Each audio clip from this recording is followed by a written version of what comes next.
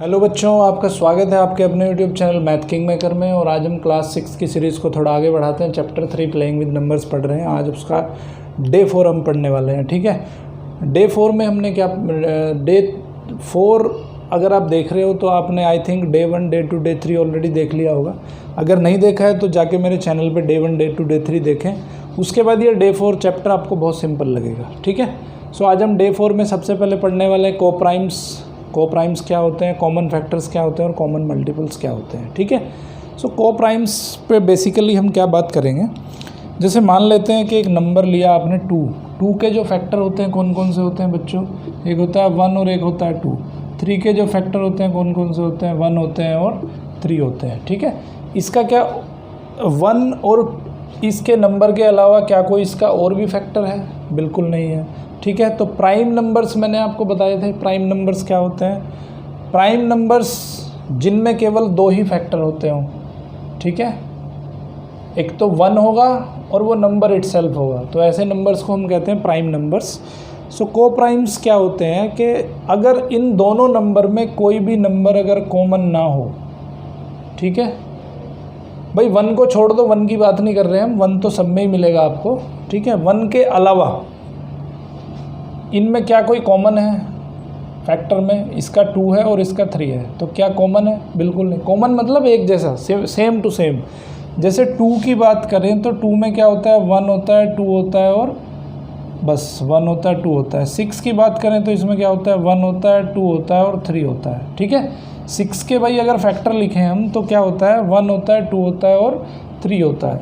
ठीक है, 6 को अगर लिखें तो लिख सकते हैं हम 2 × 3। तो ये जो हम इसको मल्टीप्लिकेशन की टर्म्स में लिखते हैं हम, तो इनको बोलते हैं इनके फैक्टर्स। अभी डे 1 में मैंने बहुत अच्छे से क्लियर किया आपको।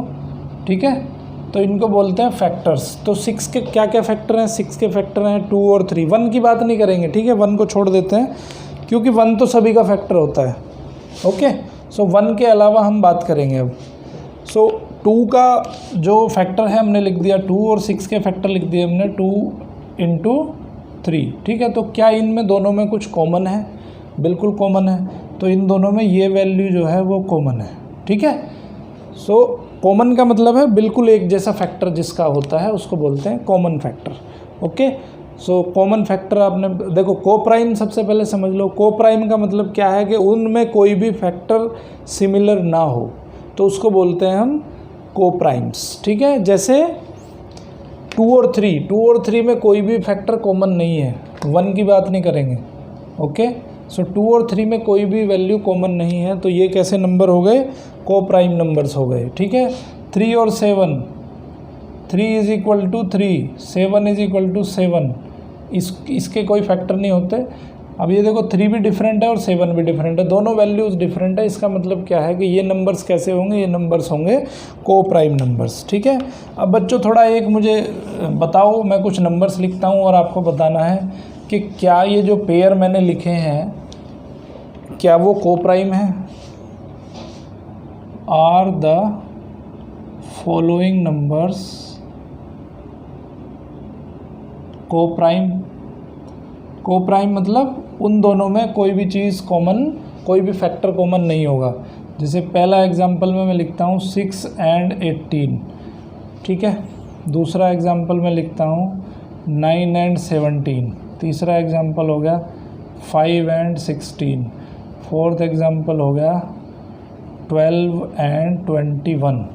फिफ्थ एग्जांपल हो गया 9 और 27। ठीक है बच्चों, तो आपको बताना है कि ये जो पेयर है क्या ये पेयर कोप्राइम है? क्या ये पेयर कोप्राइम है? क्या एक दूसरे के कोप्राइम है? कोप्राइम का मतलब है कि पहले आपको 6 के फैक्टर लिखने हैं, फिर 18 के फैक्टर लिखने हैं और देखना है कि इनमें कोई कॉमन फैक्टर नहीं होना चाहिए। कोप्राइम होने की कंडीशन क्या है कि दोनों में कोई भी फैक्टर कॉमन नहीं होना चाहिए, दोनों में कोई भी फैक्टर एक जैसा नहीं होना चाहिए। ठीक है, अभी बात करते हैं हम कॉमन फैक्टर की। इसको नोट कर लो और इसको सोल्व करो। ठीक है, ओके, अभी बात करते हैं हम कॉमन फैक्टर। कॉमन फैक्टर मतलब आप सबसे पहले क्या करो, किसी नंबर को फैक्टराइज कर लो। जैसे मैंने बात करी अभी 6 की और एक बात करी मैंने 18 की। ठीक है, तो फैक्टराइज कैसे करते हैं बच्चों, वो थोड़ा सीख लो। 6 को पहले हम सबसे छोटे नंबर से डिवाइड करेंगे। सो 2 से डिवाइड करेंगे, 2 3 × 6 आ गया, फिर 3 से डिवाइड करेंगे तो 3 1 जा 1 आ गया। तो इसके फैक्टर्स जो हो गए 6 के कौन कौन से हो गए, इसको मल्टीप्लाई करके लिख देते हैं हम 2 इंटू 3, 2 इंटू 3। 18 के फैक्टर सिमिलर फैशन में करो। 18 का सबसे छोटा नंबर डिविजिबिलिटी टेस्ट का यूज़ करना है, मैंने डे 3 में करवाया आपको डिविजिबिलिटी टेस्ट। सो डिविजिबिलिटी टेस्ट से हम क्या चेक करेंगे, सबसे छोटा नंबर 2 है, 2 से डिवाइड हो जाएगा ये क्योंकि इसके लास्ट में 18 है। सो 2 9 जा 18। अब देखो ये नंबर 2 से डिवाइड नहीं होगा क्योंकि इसके लास्ट का जो यूनिट प्लेस है, यूनिट डिजिट है वो 9 है। तो ये नंबर 3 से डिवाइड हो जाएगा, 3 3 जा 9, 3 से डिवाइड हो जाएगा 1 आ जाएगा। तो 18 को क्या लिखेंगे हम, 2 इंटू 3 इंटू 3। अब बच्चों मुझे थोड़ा बताओ कि इसमें कौन कौन सी वैल्यू कॉमन है। देखो एक तो 2 कॉमन है, 2 इसमें भी है, 2 इसमें भी है, और एक वैल्यू क्या है हमारी 3 कॉमन है। ठीक है, सो 3 कॉमन है दोनों के अंदर। तो क्या कॉमन आया इसमें, सो कॉमन फैक्टर कौन कौन से हो गए, कॉमन आया इसमें 2 इंटू 3, 2 इंटू 3 मतलब 6। ओके, सो इन दोनों का जो कॉमन फैक्टर है वो क्या है, 6 है। ठीक है, एक 2 इन दोनों में कॉमन है और एक 3 इन दोनों में कॉमन है, तो दोनों की मल्टीप्लाई करके लिख देते हैं। तो इसमें जो कॉमन फैक्टर है हमारा कौन सा है, वो 6 है बच्चों। ठीक है, अभी थोड़ा एक और एग्जांपल ले लेते हैं। मान लेते हैं एक नंबर लिया हमने 36 और दूसरा नंबर लिया हमने 24। ओके, अब हम चेक करेंगे कि इनमें कौन कौन सी वैल्यूज़ कॉमन है।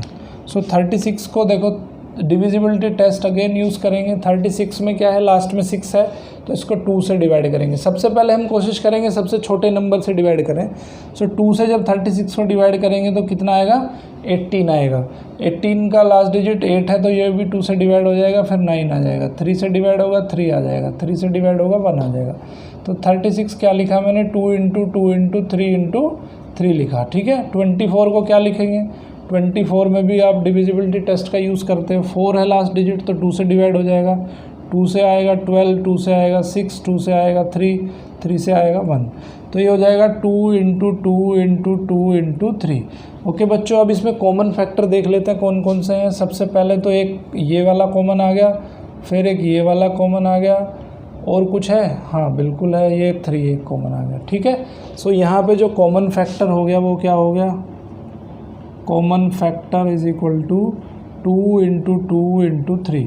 एक ही बार लिखेंगे बच्चों इनको, ऐसा नहीं है कि 2 इंटू 2, 2 इंटू 2, 3 इंटू 3 लिखेंगे। एक एक पेयर को एक ही बार लिखना है। ठीक है, सो 2 इंटू 2 इंटू 3 तो कितना आ गया, ये 2 इंटू 2 4, 4 3 ज़ा 12। तो कॉमन फैक्टर आ गया 12। और देखो कॉमन फैक्टर की एक ख़ास बात क्या है कि कॉमन फैक्टर जो नंबर आया है वो नंबर इन दोनों को डिवाइड कर सकता है। ठीक है, सो 12 की टेबल में 24 भी आना चाहिए, 12 की टेबल में 36 भी आना चाहिए।